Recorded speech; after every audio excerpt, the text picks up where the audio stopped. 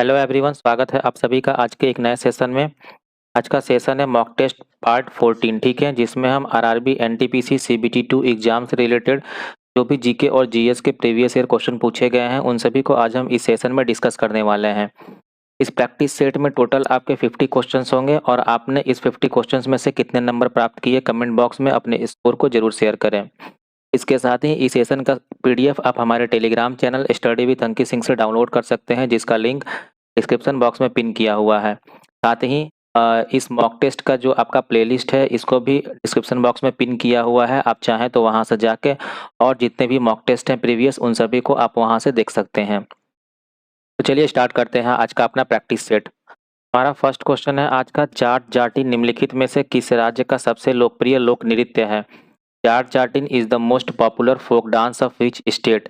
इसके लिए आपका पहला ऑप्शन है मध्य प्रदेश, दूसरा है असम, तीसरा है बिहार और चौथा है छत्तीसगढ़। तो जो जाट जाटिन आपका लोक नृत्य है ये है बिहार से संबंधित, ठीक है। जाट जाटिन बिहार का प्रमुख लोक नृत्य है जो मुख्यतः ग्रामीण क्षेत्रों में वर्षा ऋतु और त्योहारों पर किया जाता है। इसमें सामाजिक और पारिवारिक जीवन की झलक देखने को मिलती है। अगला क्वेश्चन है हमारा, यूराल औद्योगिक क्षेत्र किस देश में स्थित है? The Ural industrial region is located in which country? इसके लिए आपका पहला ऑप्शन है यूएसए, दूसरा है चीन, तीसरा है ब्रिटेन और चौथा है रूस। ये स्थित है रूस में, ठीक है। यूराल औद्योगिक क्षेत्र रूस का प्रमुख औद्योगिक क्षेत्र है। यहाँ लौह अयस्क और कोयले की प्रचुरता के कारण इस्पात उद्योग विशेष रूप से विकसित हुआ है। नेक्स्ट क्वेश्चन है, वर्ष 1991 में भारत में औद्योगिक लाइसेंसिंग की समाप्ति के बाद डैश उन कुछ उद्योगों में से एक है जिनके लिए औद्योगिक लाइसेंस प्राप्त करना अनिवार्य है। After the abolition of industrial licensing in India in 1991 remained one of the few industries that required an industrial license। इसके लिए आपका पहला ऑप्शन है चमड़ा, दूसरा है मादक पेय, तीसरा है शराब और चौथा है सब्जी और खाद्य प्रसंस्करण। यह है आपका शराब यानी लीकर, ठीक है। 1991 की नई औद्योगिक नीति में अधिकांश उद्योगों के लिए लाइसेंस प्रणाली समाप्त कर दी गई थी, परंतु शराब, रक्षा और खतरनाक रसायनों जैसे कुछ क्षेत्रों में लाइसेंसिंग अनिवार्य रखा गया। नेक्स्ट क्वेश्चन है, आपूर्ति वक्र पर वह बिंदु जिस पर एक फर्म केवल सामान्य लाभ अर्जित करती है डैश कहलाती है? The point on the supply curve where a firm earn only normal profit is called dash. के लिए आपका ऑप्शन है पहला निकास बिंदु यानी शटडाउन पॉइंट, दूसरा है लाभ अलाभ स्थिति यानी ब्रेक इवन पॉइंट, तीसरा है सफलता बिंदु यानी सक्सेस पॉइंट और चौथा है आय बिंदु यानी इनकम पॉइंट, ठीक है। तो ये है आपका लाभ अलाभ स्थिति यानी ब्रेक इवन पॉइंट। लाभ अलाभ स्थिति वह बिंदु है जहां किसी व्यवसाय की कुल लागत और कुल राजस्व बराबर होते हैं, इस पर न लाभ होते हैं और न ही हानि, ठीक है। नेक्स्ट क्वेश्चन है, लंबाई का एसआई मात्रक डैश है? The SI unit of length is dash. इसके लिए आपका पहला ऑप्शन है मीटर, दूसरा है इंच, तीसरा है फीट और चौथा है मील। तो ये है आपका मीटर, ठीक है। नेक्स्ट क्वेश्चन है, द्वितीय बौद्ध संगति यानी सेकंड बुद्धिस्ट काउंसिल डैश द्वारा वैशाली में आयोजित की गई थी? पहला ऑप्शन है मुंडा, दूसरा है अनुरुद्ध, तीसरा है सुनिधा और चौथा है काला शोक। तो ये किया गया था काला शोक के द्वारा, ठीक है। द्वितीय बौद्ध संगति 383 ईसा पूर्व वैशाली में हुई थी। इसे शिशुनाग वंश के शासक कालाशोक ने बुलाया था। इसमें भिक्षुओं के आचरण संबंधी नियमों पर विवाद हुआ। अगला क्वेश्चन है, निम्नलिखित में से किस महासागर में कुरोशियो धारा प्रवाहित होती है? In which of the following oceans does the Kuroshio current flow? इसके लिए आपका पहला ऑप्शन है दक्षिणी महासागर, दूसरा है प्रशांत महासागर, तीसरा है अटलांटिक महासागर और चौथा है हिंद महासागर। तो ये होती है आपकी प्रशांत महासागर यानी पैसिफिक ओशन में, ठीक है। कुरोशियो धारा उत्तरी प्रशांत महासागर की एक गर्म समुद्री धारा है। इसे जापान धारा भी कहते हैं और यह जापान के तट के पास बहती है। नेक्स्ट क्वेश्चन है, भारत में राष्ट्रपति चुनाव एक निर्वाचन मंडल द्वारा किया जाता है, में ये शामिल होते हैं। The president of India is elected by N electoral college consisting of dash. पहला आपका स्टेटमेंट है संसद के दोनों सदनों यानी लोकसभा और राज्यसभा के निर्वाचित सदस्यों के द्वारा, और दूसरा स्टेटमेंट है राज्य विधानसभाओं के निर्वाचित सदस्यों के द्वारा। इसके लिए आपका ऑप्शन है केवल दूसरा, सेकंड है न तो एक न ही दो, और थर्ड है केवल एक, और फोर्थ है वन और दो दोनों। ठीक है, तो आपका सही हो जाएगा एक और दो दोनों। ठीक है, भारत के राष्ट्रपति का चुनाव अनुच्छेद 54 के तहत होता है। इसमें संसद के दोनों सदनों और राज्यों के विधानसभाओं के निर्वाचित सदस्य भाग लेते हैं, परंतु विधान परिषदों के सदस्य शामिल नहीं होते हैं। अगला क्वेश्चन है प्रयाग प्रशस्ति, जिसे इलाहाबाद स्तंभ शिलालेख के रूप में भी जाना जाता है, हमें डैश की उपलब्धियों के बारे में जानकारी प्रदान करता है। The Prayag Prashasti, also known as the Allahabad pillar inscription, provides information about the achievement of dash. पहला आपका ऑप्शन है समुद्रगुप्त, दूसरा है चंद्रगुप्त प्रथम, तीसरा है अशोक और चौथा है श्रीगुप्त। ये बताता है समुद्रगुप्त के बारे में। ठीक है, प्रयाग प्रशस्ति समुद्रगुप्त की विजय गाथा का अभिलेख है। इसे हरिसेन नामक कवि और मंत्री ने लिखा था। इसमें उनके 9 दक्षिणी और अनेक उत्तर भारतीय राज्यों पर विजय का वर्णन मिलता है। नेक्स्ट क्वेश्चन है 80 में छत्रपति शिवाजी के पुत्र डैश अपने भाई राजा राम के विरुद्ध उत्तराधिकार के युद्ध में विजय प्राप्त करने के बाद सिंहासन पर बैठे थे। In 1680 after winning the succession battle against his brother Raja Ram the son of Chhatrapati Shivaji ascended the throne was dash. पहला आपका ऑप्शन है साहू, दूसरा है बालाजी, तीसरा है छत्रपति संभाजी और चौथा है बाजीराव प्रथम। ये है आपके छत्रपति संभाजी। ठीक है, छत्रपति संभाजी शिवाजी के ज्येष्ठ पुत्र थे। उन्होंने 1680 से 1689 तक शासन किया। वे बहादुर योद्धा थे, परंतु मुगलों के साथ युद्ध में उन्हें बंदी बनाकर यातनाएं दी गई और मृत्यु दंड दिया गया। ठीक है, और किसके द्वारा? औरंगजेब के द्वारा इन्हें दिया गया था। ठीक है, अगला क्वेश्चन है मौलिक कर्तव्यों को भारतीय संविधान में किस संशोधन द्वारा जोड़ा गया था? By which constitutional amendment were fundamental duties added to the Indian constitution? आपका पहला ऑप्शन है 40वां संशोधन, दूसरा है 80वां संशोधन, तीसरा है 42वां संशोधन और चौथा है 86वां संशोधन। तो ये है आपका 42वां संशोधन। मौलिक कर्तव्यों को 1976 में 42वें संविधान संशोधन द्वारा भारतीय संविधान में जोड़ा गया था। यह अनुच्छेद 51A में वर्णित है और प्रारंभ में 10 कर्तव्य थे। बाद में 86वें संशोधन 2002 द्वारा एक और कर्तव्य जोड़ा गया, जिससे इसकी संख्या 11 हो गई। नेक्स्ट क्वेश्चन है बालतोरो ग्लेशियर किस उप पर्वतमाला में स्थित है? बालतोरो ग्लेशियर इज लोकेटेड इन विच सब माउंटेन रेंज?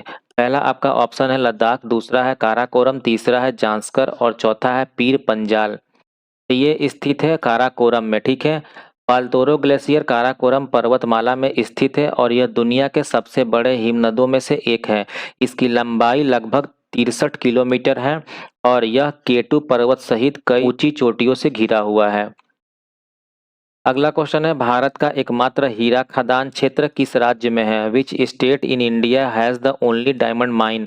पहला आपका ऑप्शन है तमिलनाडु, दूसरा है कर्नाटक, तीसरा है मध्य प्रदेश और चौथा है छत्तीसगढ़। यह है आपका मध्य प्रदेश राज्य में। भारत की एकमात्र सक्रिय हीरा खदान पन्ना मध्य प्रदेश में स्थित है। यह खदान राष्ट्रीय खनिज विकास निगम द्वारा संचालित है। प्राचीन काल में भी भारत विश्व का सबसे बड़ा हीरा उत्पादक था। अगला क्वेश्चन है राजकोषीय घाटा किसे कहते हैं? Fiscal deficit is defined as.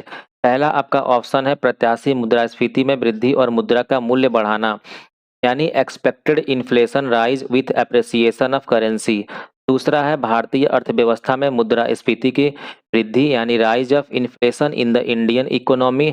और तीसरा है ऋण को छोड़कर कुल प्राप्तियों की तुलना में कुल व्यय की अधिकता यानी excess of total expenditure over total receipts borrowings. और चौथा है प्रत्याशित मुद्रास्फीति में कमी और मुद्रा का मूल्य बढ़ना यानी decreasing of inflation with appreciation of currency.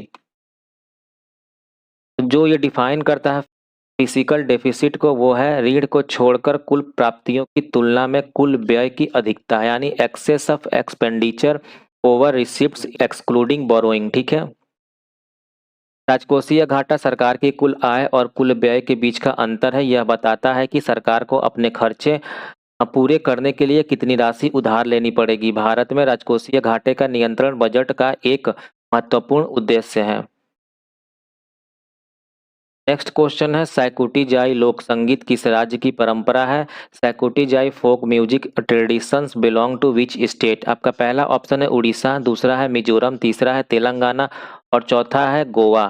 तो ये है आपका मिजोरम राज्य का, ठीक है। सैकुटी जाई मिजोरम का पारंपरिक लोक संगीत है। इसमें ढोल और अन्य वाद्य यंत्रों का प्रयोग होता है। यह खास अवसरों और उत्सवों में गाया जाता है और मिजो संस्कृति का महत्वपूर्ण हिस्सा है। नेक्स्ट क्वेश्चन है, who was called the lady with a lamp? Lady with a lamp किसे कहा जाता है? पहला आपका ऑप्शन है मैडम केमा, दूसरा है फ्लोरेंस नाइटिंगेल, तीसरा है एनी बेसेंट और चौथा है सरोजनी नायडू, ठीक है। लेडी विथ अ लैम्प कहा जाता था इसको फ्लोरेंस नाइटिंगेल को, ठीक है। फ्लोरेंस नाइटिंगेल को लेडी विद द लैम्प कहा जाता है क्योंकि उन्होंने क्रीमियन युद्ध जो कि हुआ था 1853 से 1856 के दौरान घायल सैनिकों की देखभाल रात में भी हाथ में लालटेन लेकर की थी। उन्हें आधुनिक नर्सिंग की जननी भी कहा जाता है, ठीक है। और एक बात बता दूं मैं आपको कि जितने 2002 में आपके सीबीटी 2 के पेपर ऑर्गेनाइज कराए गए थे उन सभी का मैंने आपके लिए मॉक टेस्ट के फॉर्म में 50-50 क्वेश्चंस का प्रैक्टिस सेट बनाकर इस चैनल पर अपलोड कर दिया है, ठीक है। और अब स्टार्ट हो रहा है आपका 2017 जितने भी सीबीटी 2 में पूछे गए हैं जीके जीएस के क्वेश्चन उन सभी का डिस्कशन, ठीक है। अगला क्वेश्चन है, rusting of iron is a common example of? लोहे के जंग लगना इसका सामान्य उदाहरण है। पहला आपका ऑप्शन है फिजिकल चेंज, दूसरा है एक्सोथर्मिक चेंज, तीसरा है एंडोथर्मिक चेंज और चौथा है केमिकल चेंज। तो जो रस्टिंग ऑफ आयरन है ये एक तरह का केमिकल चेंज यानी रासायनिक परिवर्तन है, ठीक है। लौह का जंग लगना एक रासायनिक परिवर्तन है क्योंकि इसमें ऑक्सीकरण प्रक्रिया द्वारा आयरन ऑक्साइड बनता है। यह इरिवर्सिबल यानी अपूर्णीय परिवर्तन है और धातु को नुकसान पहुंचाता है। अगला क्वेश्चन है, भारत के राष्ट्रपति के चुनाव में विवाद की स्थिति में निर्णय किसके पास होता है? Who decided disputes in presidential election in India? पहला आपका ऑप्शन है लोकसभा, दूसरा है निर्वाचन आयुक्त, तीसरा है राज्यसभा और चौथा है सर्वोच्च न्यायालय। तो ये है आपका सर्वोच्च न्यायालय, ठीक है। भारतीय संविधान के अनुच्छेद 71 के अनुसार राष्ट्रपति चुनाव से जुड़े विवादों का अंतिम निर्णय केवल भारत का सर्वोच्च न्यायालय ही कर सकता है। नेक्स्ट क्वेश्चन है, भारत और पाकिस्तान के बीच सिंधु जल संधि कब हुई थी? When was the Indus water treaty signed between India and Pakistan? आपका पहला ऑप्शन है 1947, दूसरा है 1951, तीसरा है 1954 और चौथा है 1960 में। तो ये हुआ था 1960 में, ठीक है। सिंधु जल संधि 19 सितंबर 1960 को भारत और पाकिस्तान के बीच हुई थी। इसे विश्व बैंक की मध्यस्थता में तैयार किया गया था। इस संधि के तहत सिंधु प्रणाली की 6 नदियों में से 3 रावी, ब्यास और सतलज भारत और 3 सिंधु, झेलम और चिनाब पाकिस्तान को मिली थी, ठीक है। नेक्स्ट क्वेश्चन है, भारत की सबसे लंबी रेल सुरंग कौन सी है? Which of the longest railway tunnel in India? पहला आपका ऑप्शन है नटुआड़ी सुरंग, दूसरा है पीर पंजाल सुरंग, तीसरा है करबूडे सुरंग और चौथा है पेड़ेवाड़ी सुरंग। ये है आपका पीर पंजाल सुरंग, ठीक है। पीर पंजाल सुरंग जम्मू कश्मीर में बनिहाल और कांजी कुंड के बीच स्थित है। इसकी लंबाई लगभग 11.2 किलोमीटर है और यह भारत की सबसे लंबी रेल सुरंग है। इसे 2013 में शुरू किया गया था और यह 12 मासी संपर्क प्रदान करती है। अगला क्वेश्चन है, what is red data book also called as a red list? Red data book क्या है? पहला आपका ऑप्शन है document detailing highly polluted zone यानी अत्यधिक प्रदूषित क्षेत्र का विवरण, दूसरा है document relating to seismic zone यानी भूकंपीय क्षेत्रों से संबंधित दस्तावेज, तीसरा है document relating to drought region यानी सूखा क्षेत्र से संबंधित दस्तावेज और चौथा है document detailing rare and endangered species of animal plant etcetera यानी दुर्लभ और संकटग्रस्त प्रजातियों का विवरण। तो ये है आपका ऑप्शन नंबर 4 बिल्कुल सही, ठीक है। रेड डाटा बुक या रेड लिस्ट अंतर्राष्ट्रीय प्राकृतिक संरक्षण संघ यानी आईयूसीएन द्वारा प्रकाशित की जाती है। इसमें उन पशु पक्षियों और पौधों की सूची होती है जो विलुप्त या विलुप्ति की कगार पर हैं। इसका उद्देश्य संरक्षण प्रयासों को बढ़ावा देना है। अगला क्वेश्चन है where is the national geophysical research institute located. राष्ट्रीय भूभौतिकीय अनुसंधान संस्था कहाँ स्थित है? पहला आपका ऑप्शन है जमशेदपुर, दूसरा है हैदराबाद, तीसरा है मुंबई और चौथा है जयपुर। तो ये आपका स्थित है हैदराबाद में, ठीक है। राष्ट्रीय भूभौतिकीय अनुसंधान संस्था यानी एनजीआरआई हैदराबाद में स्थित है। इसकी स्थापना 1961 में हुई थी और यह पृथ्वी विज्ञान मंत्रालय के अंतर्गत आता है। यहाँ भूकंप विज्ञान, जल भूविज्ञान और खनिज अनुसंधान पर काम किया जाता है। नेक्स्ट क्वेश्चन है which of the following is not a plant product. इनमें से कौन सा पौधे से प्राप्त उत्पाद नहीं है? पहला आपका ऑप्शन है जूट, दूसरा है रबर, तीसरा है टीक यानी सागौन और चौथा है हनी यानी शहद। तो ये है आपका शहद यानी हनी, ठीक है। जूट, रबर और सागौन पौधों से प्राप्त होते हैं जबकि शहद मधुमक्खियों द्वारा फूलों के रस से बनाया जाता है। इसलिए शहद पौध उत्पाद नहीं है बल्कि यह पशु उत्पाद है, ठीक है।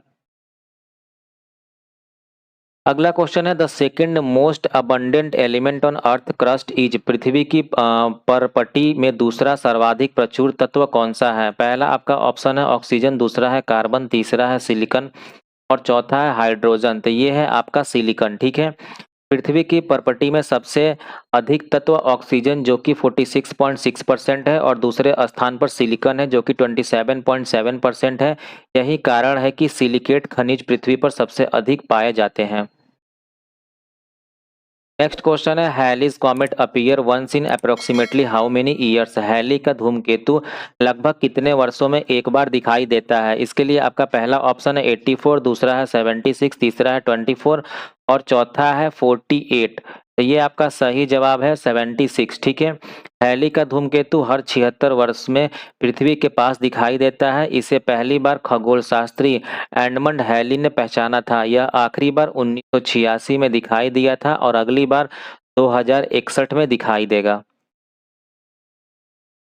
नेक्स्ट क्वेश्चन है in how many cities did Maharaja Jai Singh second build Jantar Mantar. Maharaja Jai Singh द्वितीय ने कितने शहरों में जंतर मंतर का निर्माण कराया था? आपका पहला ऑप्शन है 5, दूसरा है 3, तीसरा है 1 और चौथा है 2। ये निर्माण कराया था 5 शहरों में, ठीक है। महाराजा जयसिंह द्वितीय ने 5 शहरों जैसे कि दिल्ली, जयपुर, उज्जैन, वाराणसी और मथुरा में जंतर मंतर का निर्माण कराया। इनमें से जयपुर का जंतर मंतर यूनेस्को विश्व धरोहर स्थल है।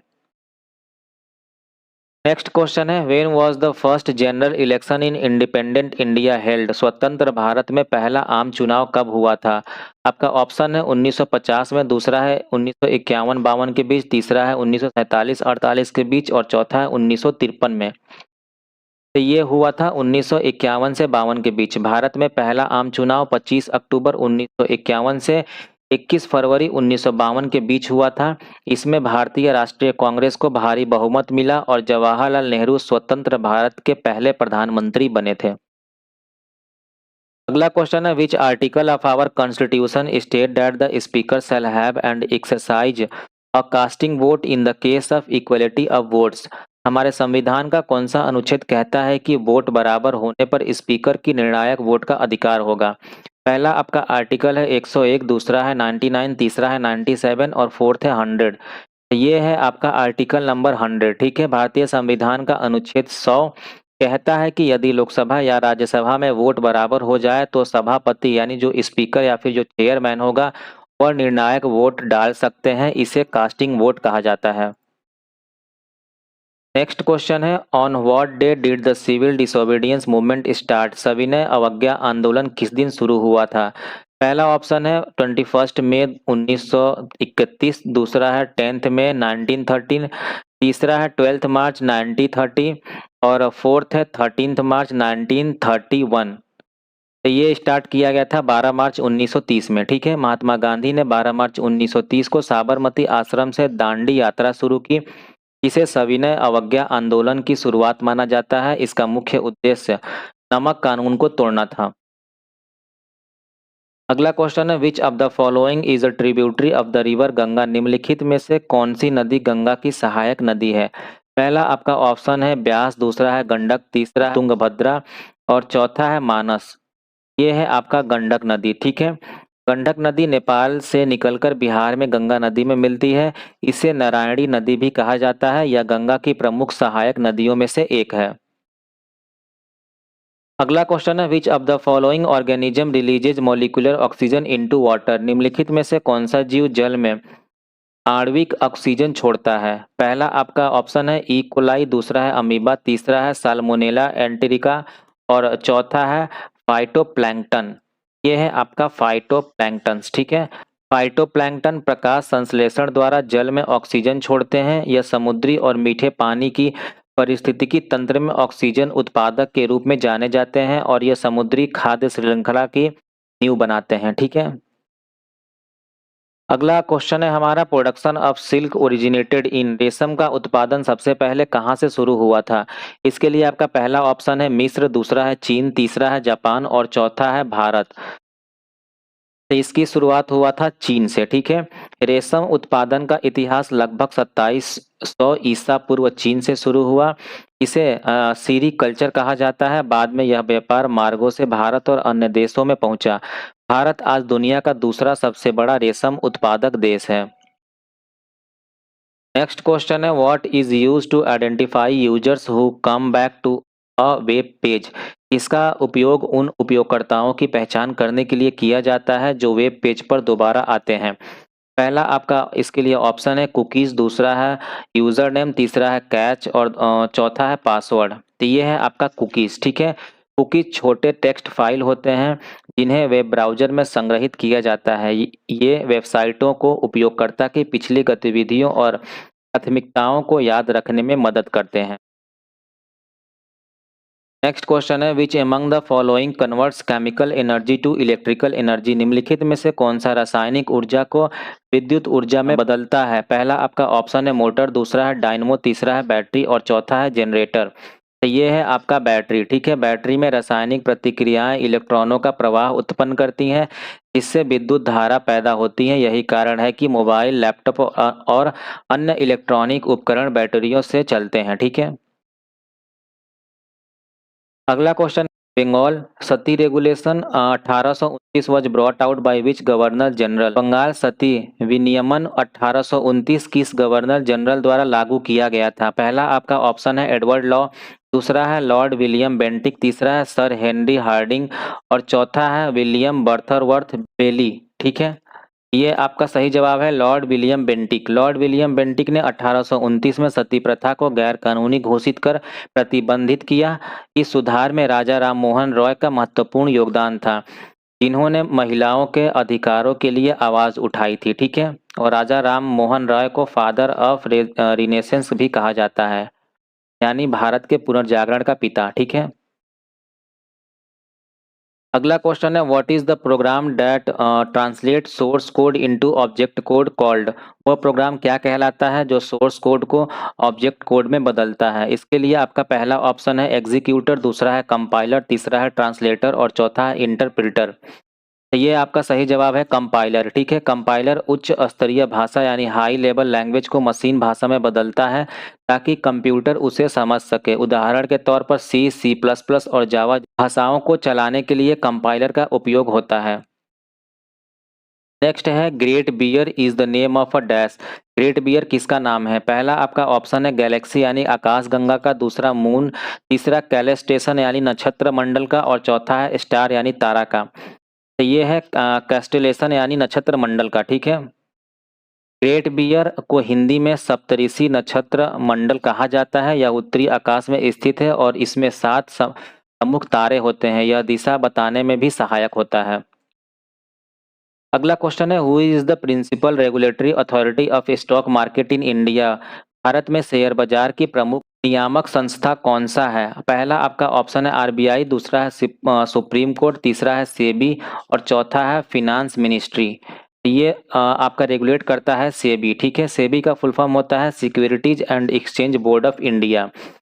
भारतीय प्रतिभूति और विनिमय बोर्ड की स्थापना वर्ष 1988 में हुई और 1992 में इसे वैधानिक दर्जा मिला। यह निवेशकों के हितों की रक्षा करता है और शेयर बाजार की गतिविधियों पर नजर रखता है।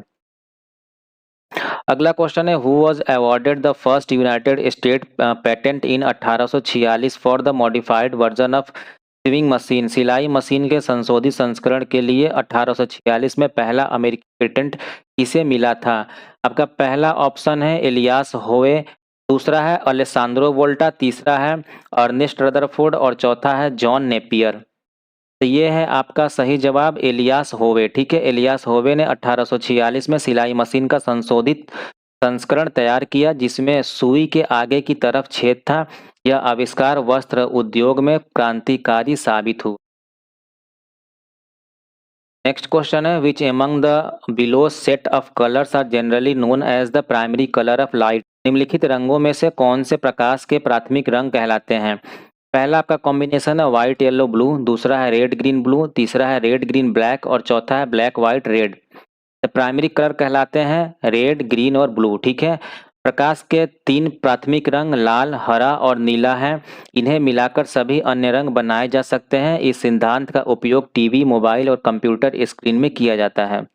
अगला क्वेश्चन है which of the following pollutants in water causes Minamata disease. ठीक है, निम्नलिखित में से कौन सा जल प्रदूषक मीनामाटा रोग का कारण है। पहला आपका ऑप्शन है सल्मोनेला, दूसरा है मिथाइल मरकरी, तीसरा है सीसा यानी लेड और चौथा है परक्लोरेट। ठीक है, तो सही जवाब है इसका आपका मिथाइल मरकरी। ठीक है, मीनामाता रोग की खोज 1956 में जापान में मीनामाटा शहर में हुई थी। यह प्रदूषण मुख्य रूप से मिथाइल मरकरी से हुआ जो समुद्र में डाला गया था और मछलियों के माध्यम से मानव शरीर में प्रवेश कर गया।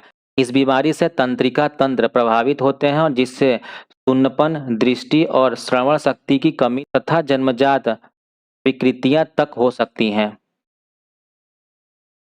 अगला क्वेश्चन है the process of converting wet waste to manure is called. गीले कचरे को खाद में बदलने की प्रक्रिया को क्या कहते हैं। पहला आपका ऑप्शन है दहन यानी इंसिनेशन, दूसरा है कंजर्वेशन यानी संरक्षण, तीसरा है मेटाबॉलिज्म यानी उपापचय और चौथा आपका ऑप्शन है कंपोजिटिंग। ठीक है, तो यह सही जवाब है आपका कंपोजिटिंग। कंपोजिटिंग एक प्राकृतिक प्रक्रिया है जिसमें बैक्टीरिया और फफूंद जैसे सूक्ष्मजीव जैविक कचरे जैसे सब्जियों के छिलके, पत्तियां आदि को विघटित करके पोषक तत्वों से भरपूर खाद बनाते हैं। यह पर्यावरण के अनुकूल अपशिष्ट प्रबंधन का तरीका है। ठीक है, अगला क्वेश्चन है in ancient time what was Awadh known as. प्राचीन काल में अवध किस नाम से जाना जाता था। पहला आपका ऑप्शन है कौशल, दूसरा है कपिलवस्तु, तीसरा है कौशाम्बी और चौथा है काशी। ये जाना जाता था कौशल के नाम से। प्राचीन कौशल राज्य की राजधानी अयोध्या थी जो भगवान राम की जन्मभूमि मानी जाती है। यह राज्य महाजनपदों में से एक था और गंगा के मैदान में यह शक्तिशाली सांस्कृतिक केंद्र रहा। अगला क्वेश्चन है how many chambers are present in the heart of a fish. मछली के हृदय में कितने कक्ष होते हैं। आपका पहला ऑप्शन है 1, दूसरा है 3, तीसरा है 4 और चौथा है 2। ये होते हैं 2 कक्ष। ठीक है, मछलियों का हृदय 2 कक्षीय यानी 2 चैम्बर्ड होता है जिसमें से एक आर्ट्रियम और दूसरा निलय यानी वेंट्रिकल शामिल होते हैं। यह केवल सिरापरक रक्त पंप करता है और एकल परिसंचरण यानी सिंगल सर्कुलेशन की प्रक्रिया होता है। अगला क्वेश्चन है in which year was Goa given the option of merging with the state of Maharashtra. Goa को महाराष्ट्र में विलय का विकल्प किस वर्ष दिया गया था। पहला ऑप्शन है 1963, दूसरा है 67, तीसरा है 1959 और चौथा है 1958। तो ये मर्ज किया गया था महाराष्ट्र में 1967 में। 1967 में गोवा में जनमत संग्रह यानी ओपिनियन पोल हुआ। इसमें गोवा के लोगों ने महाराष्ट्र में विलय को अस्वीकार किया और गोवा को एक अलग केंद्र शासित प्रदेश के रूप में बनाए रखने का निर्णय लिया गया। बाद में 1987 में गोवा पूर्ण राज्य बना दिया गया था। अगला क्वेश्चन है who patented the 3 position traffic signal इन 1923। 1923 में 3 स्थिति वाला ट्रैफिक सिग्नल किसने पेटेंट कराया था। पहला आपका ऑप्शन है गैरेट मार्गन, दूसरा है जेपी नाइट, तीसरा है जॉर्ज ईस्टमैन और चौथा है रॉबर्ट एडलर। ये कराया गया था गैरेट मार्गन के द्वारा। गैरेट मार्गन एक अफ्रीकी अमेरिकी आविष्कारक थे जिन्होंने 1923 में 3 स्थिति वाला ट्रैफिक सिग्नल पेटेंट कराया था। इस आविष्कार ने सड़क सुरक्षा में महत्वपूर्ण योगदान दिया और आधुनिक ट्रैफिक सिग्नल का आधार बना। ठीक है, अगला क्वेश्चन है यूनिकोड प्रोवाइड्स। यूनिकोड क्या प्रदान करता है। पहला आपका ऑप्शन है uniform code for checking all computer program, दूसरा है unique code to denote every computer company, तीसरा है code for English language characters और चौथा है unique code for every character for every language.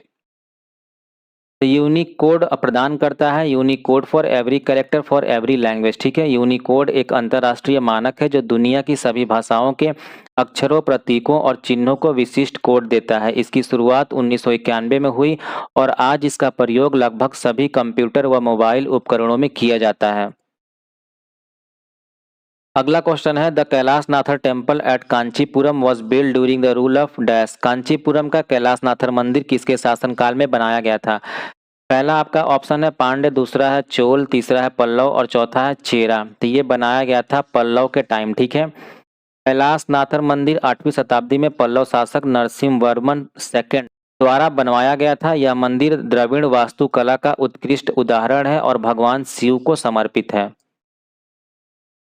अगला क्वेश्चन है, who was the president of the independence for India league formed in 1928। 1928 में गठित independence for India league के अध्यक्ष कौन थे? पहला आपका ऑप्शन है रास बिहारी बोस, दूसरा है जवाहरलाल नेहरू, तीसरा है श्रीनिवास अयंगर और चौथा है सुभाष चंद्र बोस।